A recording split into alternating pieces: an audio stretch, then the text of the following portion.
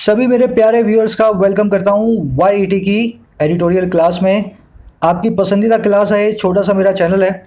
इस क्लास को मैं हर रोज़ लेकर के आता हूं उन लड़के लड़कियों के लिए जो अभी तक कोचिंग सेंटर्स तक नहीं जा पाए हैं या ढंग के एजुकेशन को अफोर्ड नहीं कर सकते हैं। इस क्लास के ज़रिए मैं आपको बताता हूँ, आप किसी भी मीडियम से बिलोंग करते हो, आप किसी भी राज्य से किसी भी स्टेट से आते हो, इंग्लिश को सीखने का एक कॉन्फिडेंस के साथ तरीका है, लॉजिक के साथ एक तरीका है। चलिए शुरू करेंगे उसी खास अंदाज में नो लॉन्गर स्पेशल नाम के इस एडिटोरियल को। आज सुबह के सबसे गुजारिश करूंगा, इसको पहले खुद से पढ़ने की कोशिश जरूर करना। जब तक आप खुद नहीं करोगे ना, तब तक आपका हाथ थाम करके कोई एग्जाम के अंदर आपका हेल्प नहीं करेगा। आपको अपना हाथ थामना है, आपको अपने ऊपर काम करना है।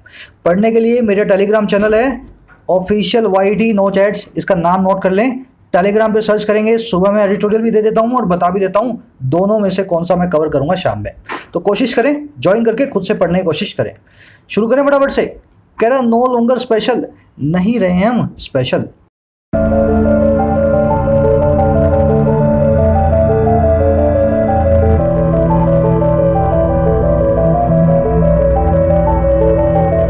बात कर रहा है इंडिया और नेपाल की रिलेशनशिप की, जो बहुत खास हुआ करती थी। कह रहा नो लॉन्गर स्पेशल, अब वो बिल्कुल भी स्पेशल, बिल्कुल भी खास नहीं बची है। अब इस नो लॉन्गर पे थोड़ा ध्यान देना, इससे बहुत अच्छे अच्छे कॉन्सेप्ट्स निकलते हैं। नो लॉन्गर का मतलब क्या होता है? अब नहीं बचा ये बात, है ना, अब नहीं बचा ऐसे हालात। जैसे for example, we are no longer friends with each other. आजकल जो है हम एक दूसरे के दोस्त नहीं हैं, है ना। हुआ करते थे we are no longer friends का मतलब ये है आज के डेट में हम दोनों एक दूसरे के दोस्त नहीं हैं। अच्छा, इसी सेंटेंस को मैं दूसरे तरीके से लिखना चाहूँ, नो लॉन्गर को मैं शुरू में ले आऊँ तो कैसा बनेगा sentence? No longer we are friends with each other. अब जो मैं अगले 1 मिनट बोलूँगा उसको ध्यान से सुनना। इसमें 2 कॉन्सेप्ट निकले। पहला क्या? फ्रेंड्स विद ईच अदर होता है, फ्रेंड्स ऑफ ईच अदर नहीं होता। आप बिगनर लेवल के आदमी हो तो यही मिस्टेक करोगे। कैसी? I am friend of him, है ना, मैं उसका दोस्त हूँ। भाई फ्रेंड्स जो है ना अपने साथ में ऑफ नहीं लेता, फ्रेंड्स लेता है अपने साथ में विद। तो we are no longer friends with each other होगा, हम एक दूसरे के दोस्त नहीं है। फ्रेंड्स ऑफ ईच अदर वाली गलती मत करना, नंबर 1। दूसरा क्या? नो लॉन्गर एक नेगेटिव एडवर्ब है। नेगेटिव एडवर्ब्स जब जब सेंटेंस के शुरू के अंदर आएंगी, सेंटेंस को इन्वर्ट कर देंगी। तो ये सेंटेंस दूसरा वाला है ना, ये गलत है। कैसे? इसको मुझे इन्वर्ट करना पड़ेगा। इसकी हेल्पिंग वर्ब जो कि आर है, उसको सब्जेक्ट से पहले फिट करना पड़ेगा। तो no longer are we friends with each other. इन छोटी छोटी चीज़ों पे जितना आप ध्यान दोगे ना, नेगेटिव एडवर्ब्स पे, जैसे कॉन्सेप्ट मैंने आपको बताया हुआ कई बार, उतना ही आपको एग्जाम के अंदर देखते ही समझ में आ जाएगा कि यार इसमें यहाँ वाले फर्स्ट पार्ट में गलती है। अब देखो, नेगेटिव एडवर्ब्स बहुत बार बताता हूँ कौन सी हैं, कितनी सारी हैं, 15-20 हैं। बेयरली, हार्डली, लिटल, नेवर, स्केर्सली, है ना, नोवेयर, ये सब के सब नेगेटिव एडवर्ब्स हैं। जिस पे मैंने आपसे कल एक क्विज भी पूछा था, फटाफट से उसके आंसर्स मैं आपको दिखा रहा हूँ। क्विज आपने सॉल्व किया जिन लोगों ने, इन आंसर्स को नोट करें, है ना। ये सब आपके क्वेश्चंस थे, 10 क्वेश्चंस थे और ये आपके 10 आंसर्स हैं। 10 के 10 क्वेश्चंस के मैच करें अपने आंसर्स को और देखें कहाँ पे आपने गलती की थी, कैसे नेगेटिव एडवर्ब्स को आपने गलत तरीके से यूज़ किया था। अब मैं हर रोज़ से ये किया करूँगा, नेक्स्ट क्लास के अंदर आपको आंसर्स बता दिया करूँगा, क्योंकि मैं भूल जाता हूँ, काम थोड़ा ज़्यादा रहता है ना, तो शाम को अपडेट करना भूल जाता हूँ मैं। शुरू करें। कह रहा है India Nepal need to move quickly to reverse the recent setback to ties. कह रहे दोनों जो कंट्रीज है ना, कौन सी? इंडिया और नेपाल। अच्छा, इनको एक काम करने की ज़रूरत है। अच्छा, कौन सा काम भाई?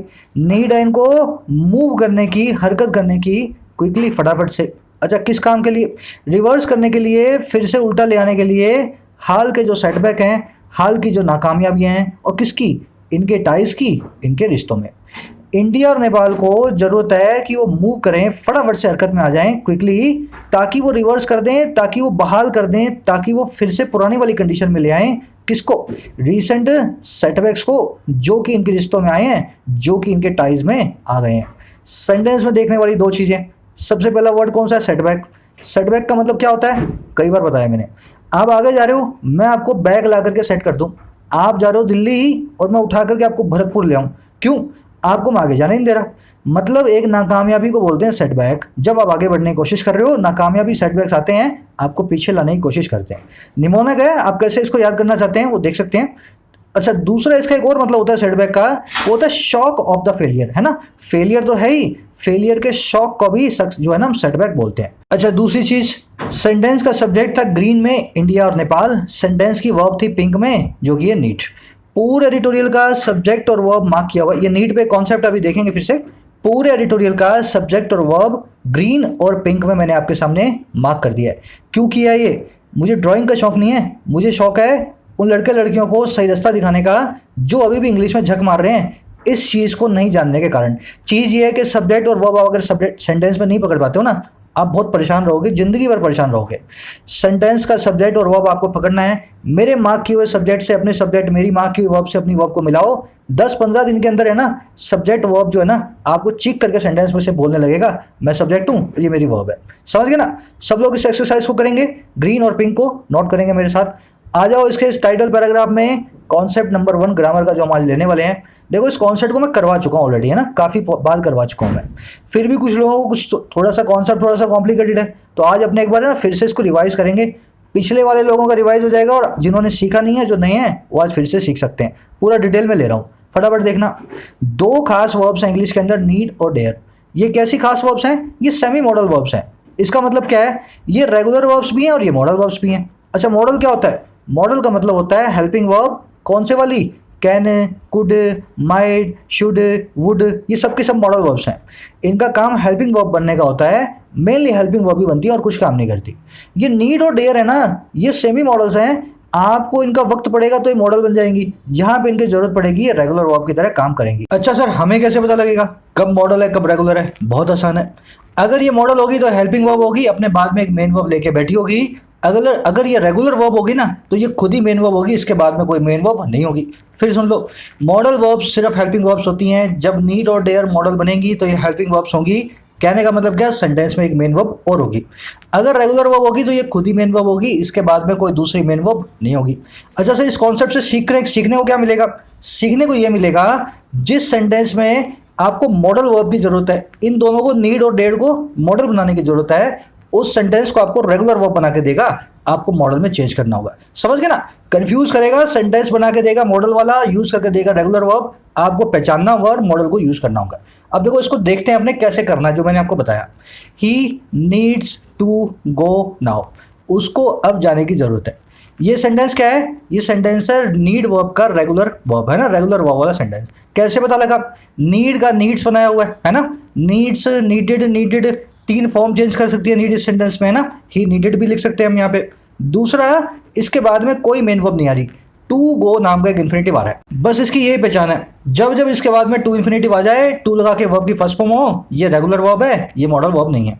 अब इस सेंटेंस में घुमाना हो आपको, मैं इसको पहले मॉडल में चेंज करके दिखाता हूँ आपको, मॉडल में कैसे चेंज करना है। ही का ही लिख दिया, नीड्स हमारी क्या थी? मेन वर्ब थी, इसको हमने मॉडल बना दिया। जैसे इसको मॉडल बनाया तो ये नीड्स है ना, नीड्स इसका नीड हो जाएगा, क्योंकि मॉडल वर्ब चाहे ही हो, चाहे दे हो, चाहे सिंगुलर हो, चाहे प्लूरल हो, अपना फॉर्म कभी भी चेंज नहीं करती। मॉडल की ये भी खासियत है ना, हेल्पिंग वर्ब तो होती है पर ऐसी हेल्पिंग वर्ब है भाई, कभी अपनी फॉर्म चेंज नहीं करेगी। तुम एक आदमी ले आओ, औरत ले आओ, इंसान ले आओ, जो लाना ले आओ, आपको तो मैं हमेशा एक ही तरह का दिखूंगी, ठीक है ना। तो ही के बाद में अब नीड आएगा और टू निकल जाएगा और ये गो बन जाएगी हमारी मेन वर्ब। ही नीड गो नाउ। अब मुझे सेंटेंस में आपको घुमाना है, मैं क्या लिख करके दूंगा? मैं लिख करके दूंगा ही नीड्स गो नाउ। इसको देखते ही आपको पता लग जाना चाहिए, सर ये गो मेन वर्ब है तो नीड हमारी मेन वर्ब नहीं है। अगर नीड मेन वर्ब है तो गो हमारी मेन वर्ब नहीं है। तो चारा एक ही है, नीड को मैं मॉडल वर्ब मान लेता हूँ और इसको मॉडल वर्ब मानूंगा, वैसे ही मुझे यहाँ से इस एस को निकाल देना है, क्योंकि नीड अपना फॉर्म कभी भी चेंज नहीं करती। समझ गए ना कैसे घुमाएगा वो आपको? चलो एक और सेंटेंस देखो, he does not dare to beat you. उसकी हिम्मत ही नहीं है तुम्हें बीट करने की। डेयर करना मतलब बीट करना, मतलब किसी को जो है हिम्मत दिखाना। कह रहा है उसकी हिम्मत ही नहीं है तुम्हारे को बीट करने की, उसमें ताकत ही नहीं है, उसके अंदर जिगरा ही नहीं है तुम्हें बीट करने का, है ना, मारने का तुम्हें। अब इस सेंटेंस के अंदर मैं पहले पहचानता हूँ डेयर क्या बनी हुई है। देखो एक तो टू इन्फिनिटिव आ रहा है, पहला मार्क। दूसरा क्या? डज नाम की हेल्पिंग वर्ब आ रही है। कहने का मतलब क्या? हेल्पिंग वर्ब ऑलरेडी आ गई, टू इन्फिनिटिव आ गया, डेयर तो हेल्पिंग वर्ब बन ही नहीं सकता। इस टू इन्फिनिटिव को देख के पता लग गया और डज नाम की हेल्पिंग वर्ब को भी देख करके पता लग गया। तो डेयर क्या है यहाँ पे? रेगुलर वर्ब है। अब इसको मैं बदलने की कोशिश करता हूँ, किसमें? मॉडल वर्ब में। क्या करूँ? ही की जगह ही लिख दिया, ही की जगह ही आ गया। डज हेल्पिंग वर्ब की जगह है डेयर नाम की हेल्पिंग वर्ब आ गई। समझ रहे हो ना मेरी बात को? डेयर नाम की वर्ब जो है हेल्पिंग वर्ब की जगह आ गई। नॉट की जगह नोट आ गया। टू बीट में से टू को निकाल के बीट को बना दिया main verb. He dare not beat you, है ना, he dare not beat you. अब मुझे आपको घुमाना हो, मैं यहाँ पे डेयर्स लिख के आपको दे देता हूँ। He dares not beat you. Sentence के अंदर बीट मेन वर्ब है, डेयर आपकी हेल्पिंग वर्ब होनी चाहिए। अगर ये हेल्पिंग वर्ब मॉडल है तो इसके आगे एस नहीं आएगा। समझ गए ना? ऐसे घुमाएगा वो आपको, मॉडल वाले सेंटेंस के अंदर रेगुलर वाला फॉर्म इसका यूज करके दे देगा। आपको पहचानना होगा इसमें मॉडल लगेगी और उसको मॉडल में चेंज कर देना होगा। एक और सेंटेंस देखते हैं, did he dare to say that. क्या उसकी ये मजाल होगी तुमसे ऐसा कहने की? Did he dare to say that, क्या उसने ये हिम्मत दिखा दी तुमसे ऐसा कहने की? अब मैं क्या करने वाला हूँ, इसको बनाने वाला हूँ डेयर को मॉडल वर्ब में। कैसे? क्योंकि ये रेगुलर फॉर्म में है, डिड नाम की हेल्पिंग वर्ब आई हुई है, टू नाम का इन्फिनेटिव इस सेंटेंस में आया हुआ है। दोनों निशानियों से पता लगता है, दोनों में से एक भी निशानी आ रही हो ना, हमें पता लग जाएगा नीड और डेयर हेल्पिंग वर्ब है नहीं है। अब इसको मैं बदलता हूँ, हेल्पिंग वर्ब में डेयर को डिड की जगह ले आता हूँ, डेयर का बन जाएगा डेयर्ड, ही की जगह आ जाएगा ही। टू से जो है ना, टू से इसका बना दूंगा से, टू को निकाल के, और दैट का दैट, लास्ट में question mark. Dared he say that. अब ध्यान देना इसमें, डेयर जो है ना, डेयर, ये इसकी दो फॉर्म्स हैं, डेयर और डेयर्ड। पास्ट के लिए डेयर का डेयर्ड बना सकते हैं हम, मॉडल डेयर और डेयर्ड दो अलग अलग तरह की हैं। पास्ट के अंदर डेयर्ड नाम की मॉडल को हम यूज कर सकते हैं। पर इस सेंटेंस में did he need to go को जब मैं मॉडल में बदलूंगा ना, नीडिड ही गो, तब ये सेंटेंस गलत हो जाएगा। क्योंकि नीडिड नाम की कोई मॉडल वर्ब हमारे पास नहीं है। नीडिड नाम की रेगुलर वर्ब है हमारे पास, ही नीडिड मनी, उसको पैसे की जरूरत थी, है ना? यहाँ पे मॉडल वर्ब नहीं है, यहाँ पे रेगुलर वर्ब है। कैसे पता लगा? कैसे पता लगा? दूसरी कोई वर्ब आई नहीं रही, अकेले अकेली आ रही है, तो यही हमारी रेगुलर वर्ब है ना? पर यहाँ पे नीडेड ही गो के अंदर दूसरी वर्ब आ गई, इसको हमने मॉडल बनाने की कोशिश की, पर हमें पता क्या लगा, नीडेड नाम की तो कोई मॉडल इंग्लिश के अंदर होती नहीं। इस सेंटेंस को आप मॉडल में चेंज कर ही नहीं सकते। अब एक एरर ये देता है आपको, नीड को मॉडल बना के नीडेड दे देता है। तो ध्यान रखें, तीन ही मॉडल हैं, नीड, डेयर और डेयर्ड, सेमी मॉडल्स इनको बोलते हैं। अब एक भाई का अपने पास मैसेज आया, सर ये हीड नीडेड मनी के अंदर तो नीडेड लगा हुआ है, आपने मेरे को पढ़ा दिया कि नीडेड तो होता नहीं। अरे यार, नीडेड मेन वर्ब होती है, मॉडल नहीं होती। पहले सेंटेंस समझ, नीड यहाँ पे मेन वर्ब बनी हुई है, यहाँ पे मॉडल है। मॉडल नाम जो है ना नीडेड नहीं होता, मेन वर्ब नीडेड आप जितनी मर्जी लगा लो, जितनी जैसे लगानी है। समझ गए ना? चलो इस कॉन्सेप्ट को समझ गए, नहीं समझो तो रिपीट कर लेना, इससे आसान हिंदी में कोई नहीं समझा पाएगा आपको। कितनी किताबें छान मारो, ये फॉर्मूला है ना मेरा खुद का बनाया हुआ, ये अपने हिसाब से, जो कि कभी फेल नहीं होता। टू को देख लो, मॉडल हेल्पिंग वर्ब को देख लो, आपको पता लग जाएगा ना। अगर आप समझ सकते हैं तो इसको फिर से समझने की कोशिश करें रिपीट करके। और ये आपका आज का क्विज है, चेंज द डेयर और नीड इनटू मॉडल वर्ब। दूसरे वाला क्वेश्चन हद डिफिकल्ट है, बहुत ज़्यादा डिफिकल्ट है, कोशिश जरूर करना पड़े ना। पहले वाला सिंपल है, सब के सब बना पाएंगे, दूसरे वाले में मैं एक्सपेक्ट करता हूँ मोर देन 30% नहीं बना पाएंगे, ठीक है ना। आंसर्स कल के सेशन में शुरू में दे दूंगा मैं, बिगिनिंग के अंदर, है ना। डाल दो कमेंट सेक्शन के अंदर। ये क्विज नंबर 1 है, क्विज नंबर 2 आगे आएगा, ठीक है ना। एक समरी आपको दे दूं, नेपाल ने नया मैप अपना अप्रूव कर दिया है, जिसमें इंडिया के कई डिस्ट्रिक्ट्स को नेपाल ने अपने यहाँ दिखा दिया है अपने मैप के अंदर। ये वो डिस्ट्रिक्ट थे, वो वाले एरियाज थे जिनके ऊपर बहुत कंट्रोवर्सी बहुत पहले से चलती आ रही है। नेपाल की पुरानी सरकारों ने हमको वो एरिया जो है ना हमारे मान लिए थे, पर नई सरकार आई है ना ओली की, ये बोल रही है पुरानी वाली सरकार की हम ऐसी तैसी कर देंगे, ठीक है ना। तो इनमें डिस्प्यूट चल रहा है इंडिया नेपाल के बीच में बहुत टाइम से। इंडिया ने क्या किया, कोरोना के चलते नेपाल को टाइम नहीं दिया, या किसी भी रीजन से नेपाल की बात को सुना ही नहीं। उन्होंने क्या बोला, मत सुनो हमारी बात, हम तो अपना नया मैप ही अप्रूव कर देते हैं, पॉलिटिकली अप्रूव कर दिया उस मैप में, और इंडिया के कुछ हिस्से को अपने यहाँ दिखा दिया। अब क्या कर रहा है ये अपना एडिटोरियल, कह रहा है पहले लोग कह रहे थे कि नेपाल जो है चाइना की शय पे सारे काम कर रहा है, अब इससे और भी ज़्यादा चीज़ें कंफर्म हो रही हैं। पर कह रहा है ये मैटर नहीं करता चाइना की शय पे काम कर रहा है या नहीं कर रहा, आज सरकार वहाँ पे ओली की है, कल नहीं होगी, है ना। मैटर ये नहीं करता, मैटर ये करता है आपको एक पुराना दोस्त है जो आपसे नाराज हो गया है ना, हो सकता है अपनी गलती से नाराज हुआ, हो सकता है आप भी गलती से नाराज हुआ हो, तो बातचीत तो करो, पता तो करो किसकी गलती है, आपकी है चाहे उसकी है। पर जब तक बातचीत नहीं करोगे ना, तब तक ऐसा लगेगा आप ही ने सारे काम गलत किए हुए हैं। तो कह रहा बातचीत करो, नेपाल के सामने अपना पॉइंट ऑफ व्यू रखो, उसको समझाओ, उसकी बात मानो, जो हल निकले निकालो, पर बिना बातचीत के इस मुद्दे को अपने पुराने दोस्त को नाराज मत करना। बस यही इसकी आज की समरी है ना। कोशिश करेंगे आप इसको कमेंट सेक्शन में लिखने की, आगे डिटेल में आप मेरे साथ देखेंगे ड्यूरिंग द एडिटोरियल। अगर लिखोगे नहीं ना तो लिखना नहीं जानोगे कभी भी, हमेशा याद रखना लिखना पड़ेगा। आज से लिखना शुरू करें, लोगों की समरियां पढ़ें और फिर अपनी लिखें। शुरू करें। After months of brinkmanship India and Nepal have brought their relations to the edge of a precipice. कह रहा आफ्टर बाद में, अच्छा किसके भाई, महीनों बाद में, अच्छा किस चीज़ के, ब्रिंकमैनशिप नाम के काम के। ये परसों बताया था मैंने वर्ड आपको, ब्रिंकमैनशिप, चीज़ों को एकदम कगार पे ले आना, किसकी, डेंजरस होने की, है ना। कह रहा महीनों की इस ब्रिंकमैनशिप के बाद में, जिसमें चीज़ों को हम कगार पे ले आए, बुरे किनारे पे ले आए, बुरे मोड़ पे ले आए। कह रहा महीनों के बाद में हुआ क्या, इंडिया और नेपाल है ना, वो ले आए हैं, है ब्रॉट, ब्रिंक की थर्ड फॉर्म है ब्रॉट। वो ले आए हैं अपने रिलेशंस को, रिश्तों को एज पे, किनारे पे, एक प्रिसिपिस के, एक गहरी खाई के। समझ के सेंटेंस को? महीनों के इस काम के बाद, ब्रिंकमैनशिप के बाद, इंडिया और नेपाल अपने रिश्तों को ले आए हैं किनारे पे, एक प्रिसिपिस के, एक बहुत ही गहरी खाई के। अब आ जाओ सेंटेंस में देखने वाले वर्ड्स को। सब्जेक्ट वर्ब तो समझ गए ना, इंडिया एंड नेपाल।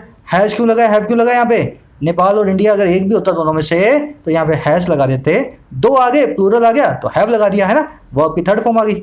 ब्रिंकमैनशिप परसों बताया था मैंने आपको, ब्रिंक मतलब किनारा, मैन मतलब आदमी, शिप हम लगाते हैं फ्रेंडशिप, है ना, ऐसे हम जो वर्ड्स बनाते हैं, नाउन बनाते हैं दूसरे नाउन से।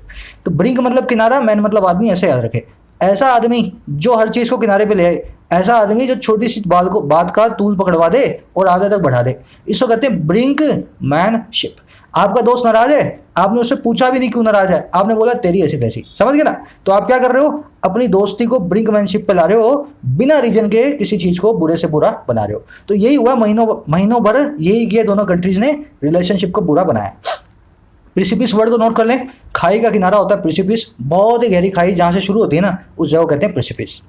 कह रहा all is government decision to pass the constitutional amendment ratifying a change in its maps that include Lipulekh, Kalapani and Limpiyadhura territories that India controls marks a decidedly new phase in ties।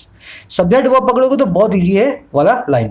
कह रहा ओली government का decision, हमारा subject कह रहा ओली government का decision. अच्छा कौन सा डिसीजन? पास करने वाला। किसको? कॉन्स्टिट्यूशनल अमेंडमेंट को, संवैधानिक संशोधन को। समझ गए ना, कॉन्स्टिट्यूशनल मतलब संवैधानिक, अमेंडमेंट मतलब संशोधन। अच्छा भाई कौन सा अमेंडमेंट है? ये वो वाला है जो रेटिफाई करता है, जो अप्रूव करता है एक चेंज को, एक बदलाव को, किसके अंदर? इसके मैप के अंदर। किसके मैप के अंदर? ओली गवर्नमेंट के मैप के अंदर। तो ये जो डिसीजन है ना, पास कर देने वाला इस अमेंडमेंट को, जो कि चेंज कर देगा इसका मैप, कह रहा है ये वो मैप जो इंक्लूड करता है इसको, इसको और इसको, इन तीनों टेरिटरीज को, तीनों हिस्सों को जो है इंक्लूड करता है, शामिल करता है। अच्छा ये कौन सी टेरिटरीज हैं? कह रहा है वो टेरिटरीज हैं जिनको इंडिया करता है कंट्रोल। कह रहा है ये जो डिसीजन है ना, ये वाला ग्रीन, इसकी वर्ब आ गई मार्क्स। ये डिसीजन मार्क करता है, ये डिसीजन निशान बनता है, इशारा देता है किसकी तरफ? एक डिसाइडेडली नए फेज की तरफ, एक पहले से सोचे समझे नए चरण की तरफ, टाइज में, हमारे रिश्तों के अंदर। कह रहे जो काम ओली की सरकार ने किया ना, डिसाइडेडली एक नया फेज शुरू करने की कोशिश की है इंडिया और नेपाल के रिश्तों में, इस डिसीजन ने, इस काम ने। सिंपल सेंटेंस है, सब्जेक्ट वो पकड़ा तो समझ गए होंगे, है ना? अब सेंटेंस पे देखने वाली चीज़ों पे आ जाओ। एक ही वर्ड आया यहाँ पे, रेटिफाई। रेटिफाई करना मतलब अप्रूव करना, कंफर्म करना। अब 10 सेकंड की साइलेंस लेंगे यहाँ पे। आप मुझे बताओगे वर्ब की आईएनजी फॉर्म रेटिफाइंग यहाँ पे क्या काम कर रही है? जीरेंड है, पार्टिसिपल है, या वर्ब की मेन फॉर्म, मेन वर्ब है? कल करवाया मैंने आपको, है ना, कल रात में सीखा आपने मेरे साथ। फटाफट से बताएंगे मुझे रेटिफाइंग यहाँ पे क्या काम कर रहा है। चलो जिन लोगों ने बताया और जिनको पता था या जिन्होंने वीडियो देखी थी उन सभी को बहुत बधाई। अमेंडमेंट के बाद में रेटिफाइंग काम कर रहा है एक एडजेक्टिव का प्रेजेंट पार्टिसिपल, जिसका काम होता है क्या? किसी नाउन को मॉडिफाई करना। ये जीरेंड भी नहीं है यहाँ पे, ना सब्जेक्ट है, ना ऑब्जेक्ट है, ना प्रीपोजिशन का ऑब्जेक्ट है, ना यहाँ पे मेन वर्ब है। मेन वर्ब तो ऑलरेडी आ गई इसकी डिसीजन की मार्क्स, है ना। वो लोग जिनको रेटिफाइंग पता ही नहीं था, कैसे पता किया हमने चैनल पे ग्रामर शुरू कर रखी है। इस तरीके से पढ़ाता हूँ लॉजिक के साथ। 8वीं 10वीं का बच्चा भी एसएससी की इंग्लिश को फेस कर सकता है, बैंक पीओ की, बैंक क्लरिकल की इंग्लिश को फेस कर सकता है। अगर आप अभी भी फॉलो नहीं कर रहे हो तो बता देता हूँ भाई, चैनल पे रखी है, होम पेज पे जाओगे, complete English grammar for all competitive exams by YET, ये प्लेलिस्ट पढ़ी है, शुरुआत से इसको देखना शुरू करें। देखो यूट्यूब पे ऐसा कंटेंट आपको बहुत कम मिलेगा, दावा ठोक करके कहता हूँ, क्योंकि मेरी कोई पेड कोर्स निकालने की इच्छा नहीं है। सारा अपना नॉलेज मैं फ्री के अंदर क्रिस्प मटेरियल को बना करके दे रहा हूँ, जिसमें आपका टाइम भी सेव हो और आप बिना पैसे के, बिना पैसा खर्च किए सही से ग्रामर को सीख पाएँ। तो कोशिश करें आप, है ना, आप ही लोगों के लिए। चलो आगे बढ़ते हैं। कह रहा है while the issue is an old one, it resurfaced in 2019 when New Delhi published new political maps to reflect the changes following the decision on August 5 to reorganize the state of Jammu and Kashmir। लंबा sentence है, यहीं रुक जाते हैं। कह रहे जहाँ ये जो मुद्दा है बड़ा ओल्ड वन है, पुराना मुद्दा है ना, आज का नहीं है। कह रहा है इट सरफेस्ड, पर ये मुद्दा जो है ना, इट ये सरफेस हुआ, ये फिर उभर करके आया। अच्छा कब? 2019 में। अच्छा तब क्या हुआ था? कह रहे जब नई दिल्ली ने पब्लिश कर दिया था नए पॉलिटिकल मैप को। अच्छा क्यों? रिफ्लेक्ट करने के लिए उन चेंजेस को, दिखाने के लिए उन बदलावों को। अच्छा कौन से बदलाव? जो कि फॉलोइंग थे, जो कि बाद में थे उस डिसीजन के, उस फैसले के जो अगस्त 5 का था। अच्छा कौन सा डिसीजन था? रीऑर्गेनाइज करने का, फिर से ऑर्गेनाइज करने का स्टेट ऑफ J&K को। तो कह रहे ये इश्यू बहुत पुराना था, लेकिन ये फिर तब उभरा था जब 2019 में हमने J&K को जो करके बाइफरकेट इसको नया मैप पब्लिश किया था। कह रहा हुआ क्या इसके बाद? कह रहा and Nepal objected to depiction of the disputed territory, और नेपाल जी ने ऑब्जेक्ट कर दिया, नेपाल ने अपने विरोध प्रदर्शित कर दिया डिपिक्ट करने पे, दिखाने पे डिस्प्यूटेड टेरिटरी को। तो बीच में तो भूल गए थे नेपाल वाले, बाद में जब हमने नया मैप पब्लिश किया तब बोले ओहो ये आपने क्या कर दिया है ना, हमारी टेरिटरी आप कैसे दिखा रहे हो अपने में। तो ऐसे ये पुराना इश्यू रीसरफेस हुआ था 2019 के अंदर। सेंटेंस सिंपल है, नए वर्ड्स को फटाफट देख लेते हैं। Surface, resurface. सरफेस मतलब सरफेस पे आना, किसी चीज़ का उभर करके आना। रीसरफेस मतलब किसी चीज़ का फिर से उभर करके आना। री क्या बताता है? किसी काम का फिर से होना। इमर्ज मतलब निकल करके आना, री इमर्ज मतलब फिर से निकल करके आना, है ना। तो री सरफेस और री इमर्ज जो है एक दूसरे के हो गए सिनोनिम। तोड़ के चलो वर्ड्स को, बहुत सिंपल है। आगे बढ़े। यहाँ पे क्या है? फॉलोइंग भी एक प्रेजेंट पार्टिसिपल है, वो चेंजेस जो फॉलोइंग बाद में आए उस डिसीजन के, ठीक है ना। कल बताया था, उसको थोड़ा देखते जाए मेरे साथ। डिपिक्ट करना क्या होता है? किसी चीज़ को दिखाना। इसमें पिक आ रहा है, पिक मतलब पिक्चर। जब एक आर्टिस्ट अपनी इमेजिनेशन को कैनवास पे दिखाता है, पोर्ट्रे करता है, उसी को कहते हैं डिपिक्ट करना, उसकी पिक्चर को उतार देना, है ना। डिपिक्ट, पोर्ट्रे, एग्जिबिट, तीनों एक दूसरे के सिनोनिम। आगे बढ़े। करें इन 2000 और 2014 India Nepal agreed to hold talks about Kala Pani and Susta without much success. सन 2000 में 2014 में दोनों ने एग्री कर दिया, होल्ड करेंगे, रखेंगे बातचीत को इस जगह और इस जगह के बारे में। पर कैसे किया एग्री? बिना किसी सक्सेस के, ज़्यादा कोई कामयाबी हमें मिली नहीं। मतलब बातचीत करने आए नहीं, या बातचीत की तो लड़ाई हो गई, है ना, 2014 के अंदर। आगे बढ़ते हैं। कह रहा matters snowballed when India's defense minister inaugurated a surface road water territory. When Nepal protested, Indian Army Chief General Narawane suggested it was at the behest of China. कह रहा मैटर करके स्नोबॉल। स्नोबॉल करना क्या होता है? किसी छोटी सी बात का तूल पकड़ जाना, है ना। इस वर्ड को तोड़ के बताऊंगा, अभी रुक जाओ। मैटर्स तूल पकड़ गए जब हमारे डिफेंस मिनिस्टर साहब ने इनऑगरेट कर दिया, लॉन्च कर दिया, इंट्रोड्यूस कर दिया एक सरफेस रोड को इस टेरिटरी के ऊपर, तब मैटर्स जो हैं और पेचीदा हो गए। अच्छा आगे क्या कर रहे? सेमीकोलन लगा के कह रहे जब नेपाल ने प्रोटेस्ट किया ना, जब नेपाल ने इस चीज़ को ऑब्जेक्ट किया, तो हमारे चीफ साहब थे, इन्होंने, नरवाने साहब ने क्या सजेस्ट किया? इन्होंने बोला ये हो रहा है, इट वाज, ये था चाइना की बिहेस्ट पे, चाइना की कमांड पे। कह रहे जब नेपाल ने कुछ बोला तो नरवाने साहब ने यही बोला कि चाइना की कमांड पे आपने ऐसा काम किया है, आप ऐसा बोल रहे हैं। सेंटेंस समझ गए? सेंटेंस में देखने वाले वर्ड्स पे आए, सिंपल वर्ड्स हैं इसके। स्नो बॉल, इसको याद रखना हो ना, जिंदगी भर याद रहेगा आपको। स्नो मतलब आपकी जो है बर्फ़, और बॉल क्या होती है? गेंद। आपने कभी अगर शिमला की साइड गए हो, अगर आप कुफरी की साइड गए हो, मनाली की साइड गए हो, तो आपने क्या वहाँ पे स्नो हाथ में लोगे ना और किसी को मारोगे तो बहुत मज़ा आएगा आपको। गेम होता है एक स्नो बॉलिंग का, है ना। स्नो ली और एक दूसरे को खेलने मारने लगे आप। अब होता क्या है, लेते तो आप छोटी सी बॉल हो स्नो की, है ना, थोड़ी सी स्नो को हाथ में लेके गोला बना के फेंकते हो, पर वो जैसे ज़मीन पर गिरती है और स्नो को अपने साथ ले लेती है, तो छोटी सी गेंद भी जो है ना टमाटर जितनी, बाद में फुटबॉल जितनी हो जाती है। स्नो बॉल, वहीं से हमने एक वर्ड बना दी, छोटे से मामले का फुटबॉल जितना हो जाना, छोटी सी गेंद का फुटबॉल जितना हो जाना। समझ गए ना? मामले का एस्केलेट हो जाना, हाइडन हो जाना, एग्रावेट हो जाना और ख़राब हो जाना, एक्सेसरबेट हो जाना और ख़राब हो जाना, प्रोलिफरेट हो जाना और ख़राब हो जाना। तो ऐसे आप इस वर्ड्स को याद करें सबको, सबके सब इसके सिनोनिम है। किसी मामले का तूल पकड़ना। इनॉग्रेट होता है किसी चीज़ का लॉन्च, किसी चीज़ का इंट्रोडक्शन, या किसी चीज़ को अशर इन करना, है ना। फेजर होगा अशर इन। बिहेस्ट, इसका मतलब होता है command. At the behest of का मतलब क्या है? किसी और की कमांड पे, है ना। At the behest of China का मतलब क्या है? चाइना की कमांड पे, चाइना का प्यादा बन के आप कुछ काम ऐसा कर रहे हो। बड़े आगे, सिंपल सेंटेंसेज है, आगे ग्रामर आएगी, मैं रोकूंगा, ध्यान से सुनना। अभी थोड़ा फास्ट प्रोसेस करेंगे। At the base of the rift is the lack of diplomatic manoeuvring to allow a step back from the brink. करे इस रिफ्ट के ना, इस खाई के बेस पे, इसके धरातल पे, इसके आधार के अंदर क्या है? कमी है, लैक है डिप्लोमेटिक मैन्यूवरिंग की, डिप्लोमेटिक बातचीत की या पैतरेबाजी की। और किस काम के लिए? अलाउ करने के लिए, एक स्टेप बैक को, एक कदम को वापस लेने को, फ्रॉम द ब्रिंक, इस किनारे से। सिंपल सेंटेंस है। कह रहे इस खाई में, इस डिफरेंस से, इस फासले के जो भी नेपाल और इंडिया के बीच में भी आया है रिफ्ट, उसका जो बेस है ना, उसका आधार जो है ना, वो है एक कमी डिप्लोमेटिक बातचीत की। राजनीतिक तौर पे, कूटनीतिक तौर पे हम कोई मैन्यूवरिंग, कोई बातचीत नेपाल के साथ नहीं कर रहे हैं। और क्यों नहीं कर रहे हैं? ये बातचीत क्या करती? अलाउ करती स्टेप बैक करने को, एक कदम पीछे लाने को, इस ब्रिंक की सिचुएशन से, इस किनारे की सिचुएशन से। सेंटेंस में देखने वाले वर्ड्स आए हैं दो। मैन्यूवरिंग, मैन्यूवरिंग क्या होती है? पॉस्चरिंग, आपकी पैतरेबाजी, किसी से आप बातचीत करते हो, वो होती है मैन्यूवरिंग। रिफ्ट का मतलब होता है खाई। अगर आपके पास फिजिकल खाई हो सामने तो भी आप रिफ्ट बोल सकते हो, और दो लोगों के बीच की खाई हो, डिफरेंसेस हो, फासले हो, उसको भी आप रिफ्ट बोल सकते हैं। तो यहाँ पे कोई खाई की बात नहीं हो रही है हिमालय की, यहाँ बात हो रही है उन फासलों की जो खाई नेपाल और इंडिया के बीच में आ गई है। बढ़े आगे। कह रहे while new Delhi contends that it was willing to discuss matters at a mutually convenient date, Kathmandu says the MEA has rejected two dates suggested by the Nepal Ministry of Foreign Affairs।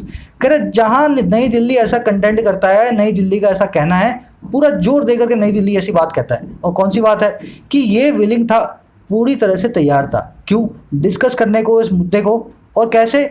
एक mutually convenient date पे, ऐसी तारीख पे जो दोनों के लिए convenient हो, है ना? आप भी आ सकते हो और हम भी आ जाएं।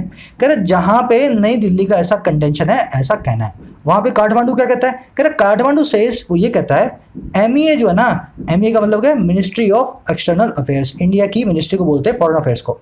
काठमांडू कहता है इंडिया की जो फॉरेन मिनिस्ट्री है, एमईए है, उसने रिजेक्ट कर दिया दो डेट्स को जो कि सजेस्ट की थी नेपाल की मिनिस्ट्री ऑफ फॉरेन अफेयर्स ने, है ना? और क्या कर दिया एमईए ने? कह रहा and has routinely dismissed request from the Nepal ambassador for a meet with the foreign secretary. और लगातार रूटीन तौर पे डिसमिस करता है, नहीं मानता रिक्वेस्ट को नेपाल के एम्बेसडर की एक मीट के लिए, मुलाकात के लिए हमारे फॉरेन सेक्रेटरी के साथ। तो दिल्ली कह रहा है मैं तैयार था, नेपाल कह रहा है तो बिल्कुल तैयार नहीं थे, मानते नहीं थे हमारी बात को, ना हमारी बात को सुनने को तैयार थे। समझ गए ना? अब ध्यान रखना, आरसी का क्वेश्चन बनाना, उसमें से मुझे आपके लिए, तो मैं क्वेश्चन कैसा बनाऊंगा? Ministry of foreign affairs of India rejected the proposals और the date suggested by the Nepal. ये सेंटेंस सही है गलत है? 2 सेकंड का पॉज लो, इस सेंटेंस को फिर से सुनो। Ministry of foreign affairs has rejected the dates suggested by Nepal. ये सेंटेंस इस जो है ना पूरे आर्टिकल के कॉन्टेक्स्ट में सही है गलत है? ध्यान देना, मिनिस्ट्री ऑफ फॉरेन अफेयर्स बोला जाता है नेपाल की मिनिस्ट्री को, और मिनिस्ट्री ऑफ एक्सटर्नल अफेयर्स बोला जाता है इंडिया की मिनिस्ट्री को। अगर इंडिया की मिनिस्ट्री को एमओएफएस से बताऊंगा ना, तो आरसी के अंदर ये वाली स्टेटमेंट गलत होगी, क्योंकि इंडिया की मिनिस्ट्री को मिनिस्ट्री ऑफ एक्सटर्नल अफेयर्स बोलते हैं। तो इन चीज़ों को आपको ध्यान देना होगा, छोटी छोटी सटल जो है ना डिफरेंसेस होते हैं इनमें, जो है ना वो बाद में वो वाले क्वेश्चन आते हैं ना, which one of these statements is true, तो वहाँ पे बड़ी परेशानी होती है, थोड़ा ध्यान दिया करो इन चीज़ों पे। बड़े आगे, सिंपल सेंटेंस था, कह रहा that the MEA said Kalapani talks could wait until both countries had dealt with the coronavirus pandemic first, further enraged the Oli government, which has pointed out India's participation by video conferencing in bilateral and multilateral meetings। कह रहा that, ये बात की, that के बाद में जैसे कोई नाउन प्रोनाउन आ जाए, नया फेज शुरू हो जाए, नाउन प्रोनाउन भी आ जाए, उसके एक वर्ब भी आ जाए, इसका मतलब क्या होगा? दैट का ये बात की, और इसकी एक वर्ब कहीं आगे आ रही होगी, है ना? तो दैट ये बात की। अच्छा भाई कौन सी बात? कि जो हमारी एमईए है इसने ऐसा कहा था। अच्छा क्या कहा था? कि काला पानी की टाक जो है ना वेट कर सकती है, काला पानी की जो बातचीत है उसका इंतजार अभी किया जा सकता है। अच्छा कब तक? जब तक दोनों कंट्रियां डील विद कर लें, निपट लें कोरोना वायरस की पैंडेमिक से पहले, है ना? तो एमईए ने ये बोला कि भाई कर लेंगे, पहले कोरोना वायरस से तो निपट लें। करे ये बात की, ये जो पूरी बात है ना, ये बात की इसने फर्दर एंड्रेज, देखो उसकी वर्ब आ गई दैट की, एंड्रेज्ड।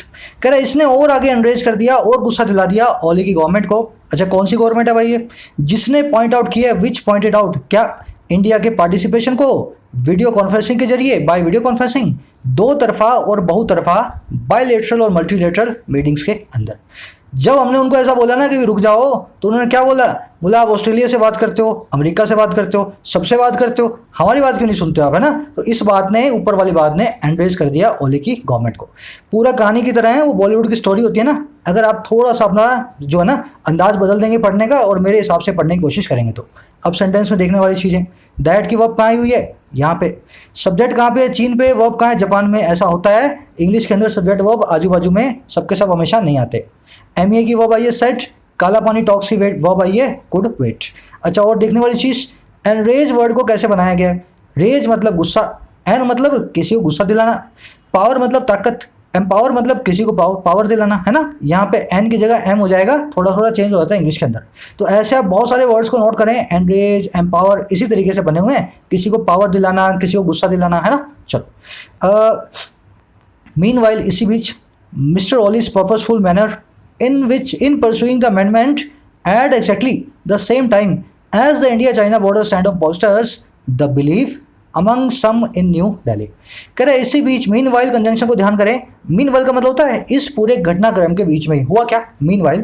कह रहे मिस्टर ओली का पर्पसफुल जो मैनर था ना, पूरे पर्पज के साथ सोचा समझा जो तरीका था परस्यू करने का, पीछा करने का इस अमेंडमेंट को, इस संशोधन को, और उस एग्जैक्ट वक्त पे, सेम टाइम पे जब इंडिया चाइना का बॉर्डर स्टैंड ऑफ चल रहा है।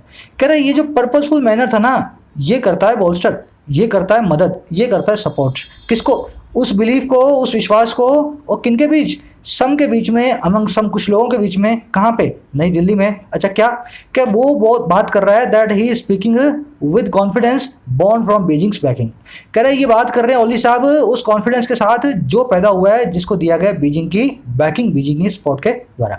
तो कह रहे ये जो काम किया है ना सोचा समझा तरीके से, बहुत लोग दिल्ली में बैठ कर के अभी यही मान रहे हैं सरकार में, सारा का सारा काम चाइना के द्वारा जो कॉन्फिडेंस दिया गया है उसी के द्वारा ओली साहब कर रहे हैं। अभी सेंटेंस में देखने वाली चीज़ों पे आते हैं। मिस्टर ओली के जो पर्पसफुल मैनर है, इसकी वर्ब आई है यहाँ पे बोल्स्टर। इस वर्ड को मैंने बहुत पहले आपको करवाया था अपनी एक वोकैबुलरी सीरीज के दौरान, है ना। बोल्स्टर क्या होता है, आपके घर पे मसनद होगा ना, मोटा तकिया होता है ना, मसनद बोलते हैं उसको, जो सोफे वोफे पे रखा जाता है, उसको इंग्लिश में बोला जाता है बोल्स्टर। उसका काम क्या होता है, अच्छे तरीके से किसी भी चीज़ को सपोर्ट देना। बस वहाँ से नाउन से हमने वर्ब बना रखी है ना, बोल्स्टर। सपोर्ट देना, बैक करना, बटरेस करना, किसी को प्रमोट करना, इज टू जो है बोल्स्टर समथिंग। तो इस वर्ड को याद रखें अपने मसनद से, जो अपने घर पे पढ़े मसंद। बढ़े आगे, कह रहा regardless of the truth of those accusations और who is more responsible for the down slides in ties the speed with which the constitution amendment was passed has left little space for diplomacy now. कह रहे regard दिए बिना इस चीज़ को, regardless, कोई मतलब नहीं इस चीज़ का। और किस चीज़ का, सच का, इन एक्यूजिशंस के, इन सारे के सारे आरोपों के, चाहे ये सच है चाहे झूठ है, कह रहे बिना इस चीज़ को रिगार्ड दिए। अच्छा, और दूसरी कौन सी चीज़ को, हु इज़ मोर रिस्पॉन्सिबल, ज़्यादा रिस्पॉन्सिबल कौन है डाउन स्लाइड के लिए, रिश्तों के अंदर, रिश्तों के नीचे स्लाइड कर जाने के लिए, रिश्तों के उतार के लिए। कह रहे रिगार्डलेस, इस चीज़ को छोड़ दो, कौन रिस्पॉन्सिबल है और क्या ये सच थे या झूठ थे, हुआ क्या। कह रहे जो स्पीड है ना, जो रफ्तार है, विद विच, जिसके साथ कॉन्स्टिट्यूशनल अमेंडमेंट को, संवैधानिक संशोधन को पास किया गया, इसको जो है लेकर के आया गया। कह रहे ये रफ्तार ने ना लेफ्ट कर दिया है, इसने छोड़ दिया है बहुत ही कम रूम को, स्पेस को, जगह को, अब डिप्लोमेसी के लिए डिप्लोमेसी ना। कह रहे अब इन चीज़ों को क्या पड़ा, इन चीज़ों में किसकी गलती थी और क्या एक्यूजेशन सही थे। जिस रफ्तार से ओली साहब ने इसको पास करवाया ना, उस रफ्तार ने अब कुछ छोड़ नहीं दिया डिप्लोमेसी के लिए। अब तो यहाँ पे जो है ना आपस के जो टकराव होकर के ही रहेंगे। सेंटेंस में देखने वाली चीज़, सब्जेक्ट वो पकड़ें, ज़्यादा इसमें कुछ है नहीं। कंजंक्शंस पे खास ध्यान करें। आजकल कंजंक्शंस को बैंक के पेपर में खासकर आपको कनेक्टर्स के तौर पे यूज़ करना होता है ना। सब कंजंक्शंस को एक एक करके मैं इनका मीनिंग बता रहा हूँ। रिगार्डलेस का मतलब ये होता है इस चीज़ को बिना रिगार्ड दिए।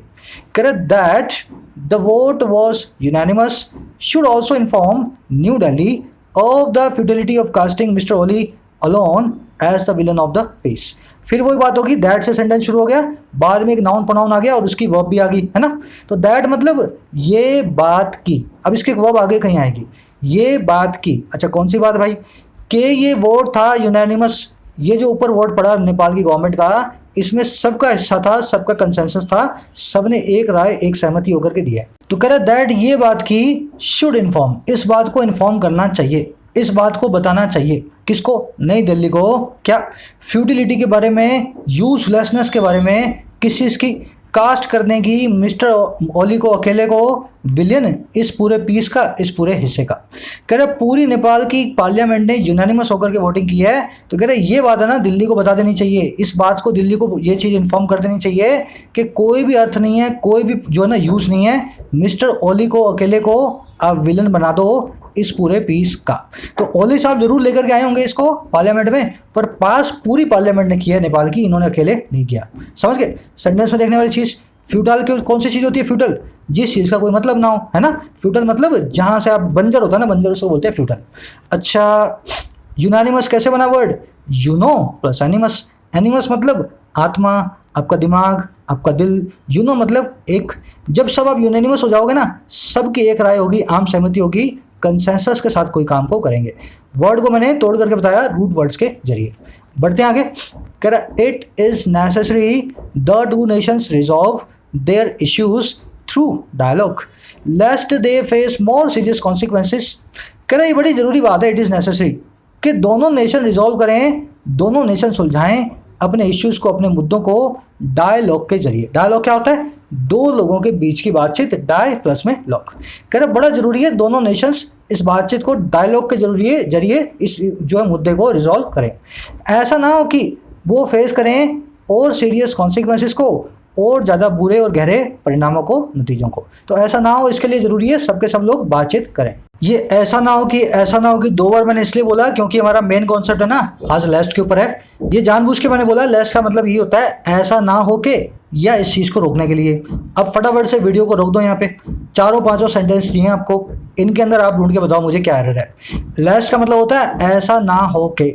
अपना रीजनिंग वाला दिमाग चलाना और बताना क्या एरर है, रीजनिंग के हिसाब से चलाओ, फिर मैं आपको लॉजिक के हिसाब से, रीजनिंग के हिसाब से बताऊंगा।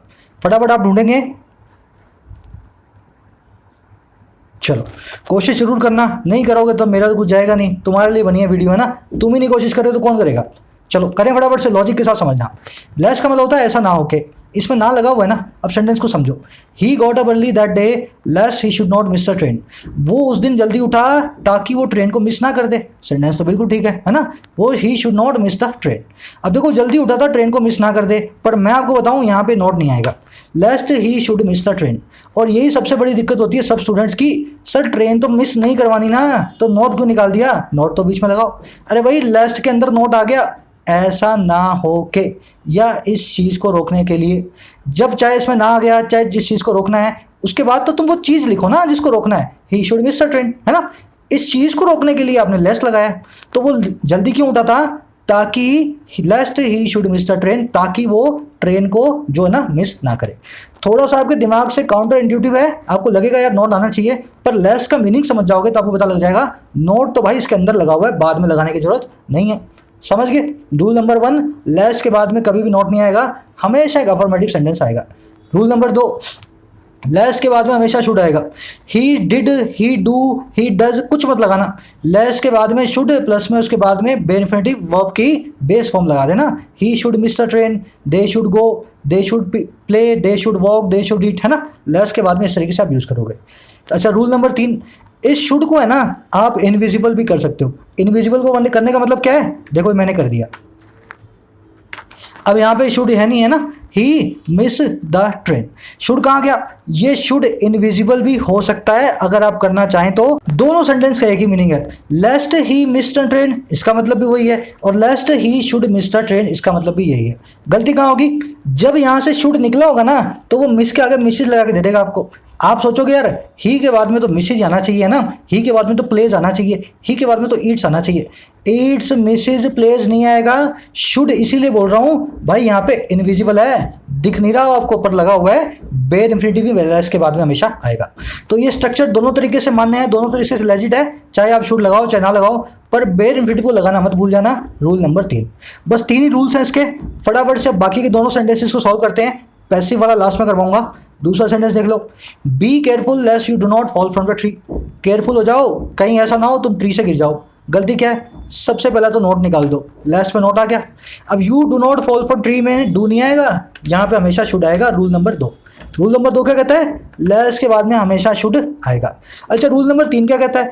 इस शुड को आप यहाँ से इनविजिबल कर सकते हो। You fall from the tree भी बिल्कुल सही स्ट्रक्चर है, ठीक है ना। तो 2 स्ट्रक्चर है, ऑल्टरनेटिव है, कैसे मर्जी यूज कर लो, तुम्हारी इच्छा है, पूरी आज़ादी है तुम्हें, जैसे यूज करना वैसे कर लो। He stop talking less he should not talk too much. उसने बोलना बंद कर दिया, ऐसा ना हो कि वो ज़्यादा बोल जाए, है ना, ऐसा सोच करके उसने बोलना बंद कर दिया। अब क्या करूं? शुड नॉट, नॉट कैसे आ गया भाई? नॉट को निकालो। He should talk too much. दूसरी स्ट्रक्चर क्या है? इस शुड को यहाँ निकाल दो, lest he talk too much. Talk की जगह टॉक्स आएगा? बिल्कुल नहीं आएगा सर, क्योंकि आपने बताया शुड यहाँ पे फंसा हुआ है बीच में, इनविजिबल है, दिख नहीं रहा, तो क्या हुआ, लेगा तो यहाँ पे टॉक ही ना, टॉक्स होना लेगा यहाँ पे। अब ये बताने के बावजूद जब मैं आपसे क्विज पूछूंगा ना, तो कुछ लड़के देखना क्विज के अंदर टॉक की जगह टॉक्स लिखेंगे, आंसर आप खुद देखना रिप्लाईज। ये वो लोग हैं जो पूरी वीडियो देखते हैं पर फोकस के साथ नहीं देखते, है ना। अब कोशिश करेंगे आप फटाफट से इन तीनों चारों सेंटेंसेस को करने की। चारों के अंदर आपको यही काम करना है। लास्ट वाले सेंटेंस का देखो, मैं एक बार पैसिव बना के दिखा देता हूँ, फटाफट देख लो। ये पहला जो सेंटेंस देखा ना आपने, पहला सेंटेंस, इसका मैं पैसिव बना रहा हूँ। He got up early that day lest he should miss the train. इसका पैसिव कैसे बनाऊंगा? लेस्ट द ट्रेन आपका सब्जेक्ट हो गया, शुड की जगह शुड आ गया, बीच में नोट आना था, नोट लगा रखा था मैंने, जहाँ पे नोट लगाया था पहले वो वाला नोट है, और मिस की जगह क्या आ गया? Be missed. Lest the train should not be missed by him. अब इसमें वही काम करना है, शुड को आप इनविजिबल कर सकते हो। Lest the train not be, not तो निकालना ही है ना, नॉट को भी निकाल दो। Lest the train be missed by him. थोड़ा सा एडवांस हो रहा है पैसिव, पर जो लोग पैसिव की वीडियो देख चुके हैं उनको बताना जरूरी था। पैसिव की एक ये वैरायटी भी है लेस्ट वाली, समझ गए। यहाँ पे चाहे तो शुड लगा दो, चाहे शुड ना लगाओ, दोनों मतलब एक ही है, दोनों चीज़ों का मतलब एक ही है। चारों क्वेश्चंस के आपको यही करना है अंदर।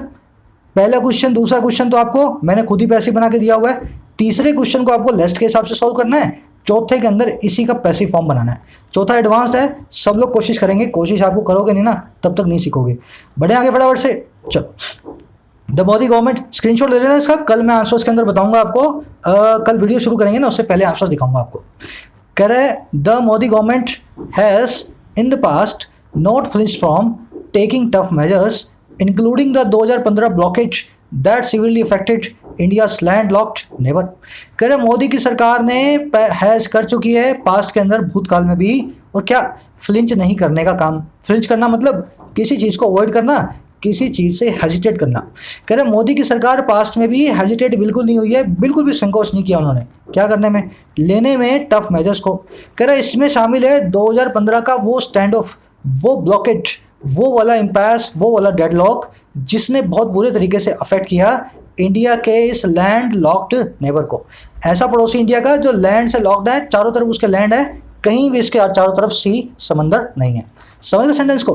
तो हम डरते नहीं है, कहने का मतलब ये मोदी गवर्नमेंट नेपाल के मामले में नहीं डरती है, चाइना के मामले में चाहे कुछ भी करे। सेंटेंस पे देखने वाली चीज़, फ्लिंच वर्ड को नोट कर लेना, अवॉइड करना, हैंगबैक करना, हेजिटेट करना, किसी चीज़ से पीछे हटना। ये चाइना नेपाल वाली ना हकीकत है। चाइना से अपने बहुत कोशिश करते हैं कि झगड़ा ना करें, पर नेपाल, भूटान, बांग्लादेश, जब ऐसा कोई कंट्री अपने को आंख दिखाता है तो अपने क्या उसको चार आंखें दिखाते हैं, दो की जगह, है ना। ऐसा ही होता है दुनिया में। चलो अब एक कॉन्सेप्ट बताता हूँ आपको छोटा सा। अफेक्ट और इफेक्ट वाला कॉन्सेप्ट आप सब जानते हो, जो नहीं जानते उनका रिपीट हो जाएगा।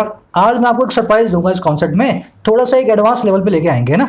सबसे पहले तीनों सेंटेंसेस के अंदर आप एरर बताएं, फिर मैं बताता हूँ आज का सरप्राइज क्या है, एडवांस कॉन्सेप्ट क्या है आज का अपना, किस तरीके से उसको अपने करेंगे।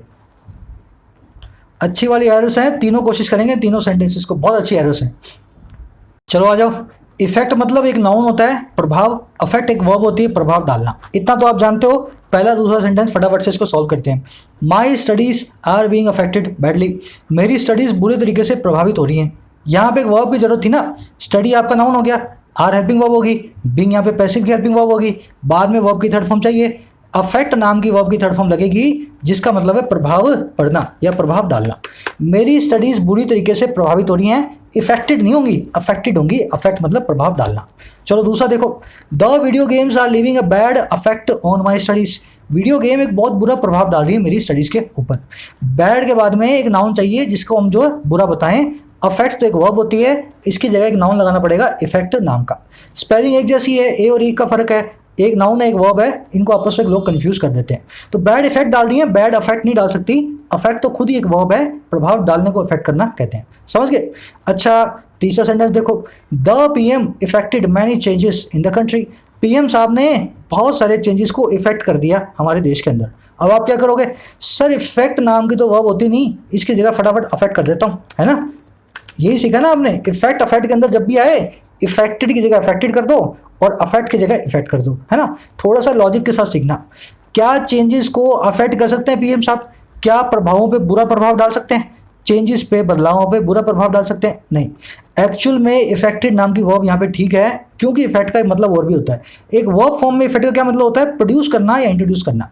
देखो नाउन फॉर्म में तो इम्पैक्ट होता है, और वर्ब जब यूज करोगे ना इफेक्ट, उसका मतलब होगा प्रोड्यूस करना या इंट्रोड्यूस करना। पीएम साहब ने इंट्रोड्यूस कर दिया बहुत सारे बदलावों को हमारे देश के अंदर। तो इफेक्ट के अंदर ऐसा मत करे ना रट्टा मार के भाई इफेक्टेड दिखा तो अफेक्टेड कर दूं। यहाँ पे इफेक्टेड सही हो गया है, यहाँ पे चेंजेस को इंट्रोड्यूस किया गया था, उनको लाया गया था। नोट डाउन करें इसको। अफेक्ट, इफेक्ट और इफेक्टेड वाला कॉन्सेप्ट इसको लिखें, तीसरे वर्ड को भी नोट करें इस पूरे कॉन्सेप्ट के अंदर। बढ़े आगे, चलो। The Oli government which seeks to build its legacy by overturning what it calls unequal agreements made by the monarchy could also cause a security nightmare for India। कह रहा ओली की सरकार जो कि सीख कर रही है, कोशिश कर रही है बिल्ड करने की, बनाने की अपनी लेगेसी को, अपनी विरासत को, और कैसे ओवरटर्न करके, कैंसिल करके, ओवर रूल करके, और किसको? उस चीज़ को जिसको ये कहती है अनइक्वल एग्रीमेंट। ऐसे एग्रीमेंट हैं जो बिल्कुल बराबरी के नहीं है। और किसने बनाए हैं? बनाए गए हैं एक मोनार्की के द्वारा, एक ऐसे राज के द्वारा जो ओली गवर्नमेंट के पहले हुआ करता था, जिसको मोनार्की बोलते थे। तो कह रहा ओली गवर्नमेंट सिर्फ एक ही काम कर रही है, हम आए हैं ना अपनी लेगेसी बना के जाएंगे। हमारे से पहले वाली जो मोनार्की थी, जो राजा वाला राज था जो नेपाल का, उसमें सारे एग्रीमेंट इंडिया के साथ अनइक्वल बनाए गए हैं, इंडिया को ज़्यादा एडवांटेजेस पोजीशन मिली है। कह रहा ये गवर्नमेंट है ना, ये साथ ही साथ कॉज कर सकती है, कुड ऑल्सो कॉज क्या? एक सिक्योरिटी के नाइटमेयर को, एक महफूज से, हिफाजत से रिलेटेड बुरे सपने को। वो किसका? इंडिया के लिए। कब? कह रहा if it opens up other parts of their long boundary, अगर ये ओपन अप कर दे दूसरे हिस्सों को अपनी लॉन्ग बाउंड्री के। अच्छा, और क्या कर दे? And reverses the all commitments on open and unsecure border post, और रिवर्स कर दे उस पुराने कमिटमेंट को जो कि खुले और बिना गार्ड्स वाले अनसिक्योर्ड बॉर्डर पोस्ट का था। नेपाल और इंडिया में भी यही है, अपने बॉर्डर खुले हुए हैं, वहाँ से लोग यहाँ आकर के नौकरी भी करते हैं, इंडियन अपनी जॉब्स के अंदर, है ना। तो कह रहा है ये सारे के सारे जो मोनार्की के डिसीजंस है ना, ओली सरकार चाहती है इन सारे डिसीजंस को चाइना के पीछे लग के मैं कर दूं दरकिनार, इनको कर दूं ओवर रूल। कह रहा है ये सरकार और भी प्रॉब्लम कॉज कर सकती है सिक्योरिटी के नाम पे इंडिया के लिए, अगर इसने दूसरे हिस्सों को खोल दिया अपनी लॉन्ग बाउंड्री के, और पुराने सारे कमिटमेंट को भूल गई और उल्टा कर दिया, उनको रिवर्स कर दिया एक ओपन और अनसिक्योर्ड बॉर्डर पोस्ट वाली। कहने का मतलब क्या है? दूसरे हिस्सों को भी बॉर्डर पे ये विवाद खड़ा कर दे, उनको भी खोल दे विवाद को, और क्या करे? अपने पुराने कमिटमेंट को भूल करके बॉर्डर पे नेपाली फौज तैनात कर दे। मुझे इससे ये नहीं समझ आया कि इंडिया के लिए नाइटमेयर कैसे है, क्योंकि नेपाल की फोर्स और इंडिया की फोर्स में ज़मीन आसमान का फ़र्क है ना। पर चलो ये कह रहा है इंडिया के लिए नाइटमेयर है, इंडिया के लिए पूरा सपना हो जाएगा, तो मान लेते हैं। चलो आगे बढ़े। कह रहा both sides moved quickly this week to manage the fall out of border firing by Nepali police. कह रहा बहुत साइड फटाफट से क्विकली मूव कर गई इस वीक में, मैनेज करने के लिए बुरे असर को, फॉल आउट को, बैड कॉन्सिक्वेंसेस को बॉर्डर की फायरिंग के नेपाल की पुलिस के द्वारा, और किन के ऊपर? एक ग्रुप ऑफ इंडियंस के ऊपर। कह रहे जिसने लेफ्ट कर दिया 1 डेड, जिसमें एक आदमी की मौत हो गई। तो जब ये फायरिंग हुई बॉर्डर पे, तो दोनों जो है अपने अपने हिस्से से आकर के फटाफट मूव करके मैनेज करने पहुंच गए, ताकि दोनों देशों के बीच में जंग ना छिड़ जाए। फॉल आउट आप समझते हैं ना, आपके बैड कॉन्सिक्वेंसेज होते हैं, रेमिफिकेशंस होते हैं, बैड आउटकम्स होते हैं, खराब नतीजे होते हैं, उसको कहते हैं हम फॉल आउट। बढ़े आगे। कह रहे the same alacrity is needed to manage the fall out of Saturday's amendment vote. कह रहे बिल्कुल सही, ये वाली अलैक्रिटी जो है ना, अलैक्रिटी क्या होती है? अलर्टनेस, फटाफट से फुर्ती बोलते हैं, उसको कहते हैं अलैक्रिटी। कह रहा ऐसी ही फुर्ती की, अलैक्रिटी की नीडेड है, जरूरत है मैनेज करने के लिए फॉल आउट को, बुरे नतीजों को, सैटरडे के, शनिवार के अमेंडमेंट वोट के। तो जो वोट आया है उसके जो बुरे नतीजे आएंगे ना, फटाफट से उस पर काम करना शुरू कर देना चाहिए इलेक्ट्रिसिटी के साथ। अच्छा किस पे? कह रहा है on the ones celebrated special relationship between the two countries. कह रहा है ये इलेक्ट्रिसिटी किसके लिए चाहिए? मैनेज किसको करना है? एक बार सेलिब्रेट हुई स्पेशल रिश्ते को दोनों देशों के बीच में। वन सेलिब्रेटेड मतलब क्या है? एक वक्त ऐसा था जब बहुत अच्छे से हम सेलिब्रेट करते थे, बहुत खुशी मनाते थे दोनों के बीच के इस रिश्ते को।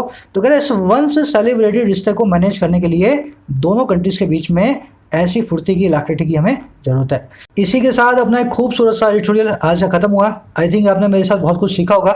अब आपसे बोलूँगा ज़रूर से वीडियो को शेयर करना। मैं शुरू में नहीं बोलता हूँ, इसका मतलब ये नहीं आप शेयर ना करें। मुझे भी चैनल ग्रो करता है तो अच्छा लगता है, पर मेरे को बोलने का मकसद इसलिए नहीं होता क्योंकि मेरा ध्यान होता है पूरा का पूरा स्टडीज़ के ऊपर, है ना। ग्रो करना सेकेंडरी बात है, आप पढ़ रहे हो बस वो जो है प्राइमरी बात है। अब जब आप पढ़ चुके हो, पूरा एडिटोरियल मेरे साथ सीख चुके हो, ज़रूर से इसको कुछ ग्रुप्स में शेयर करो और लोगों तक इस वीडियो को पहुंचने दो, हेल्प करो मुझे चैनल को ग्रो करने में। अच्छा लगा हो तो जरूर से बताना कमेंट सेक्शन में, आंसर्स अपडेट कर दें। आंसर्स कल मैं दिखा दूंगा कल के सेशन में। तब तक के लिए दे इजाज़त, साइनिंग आउट।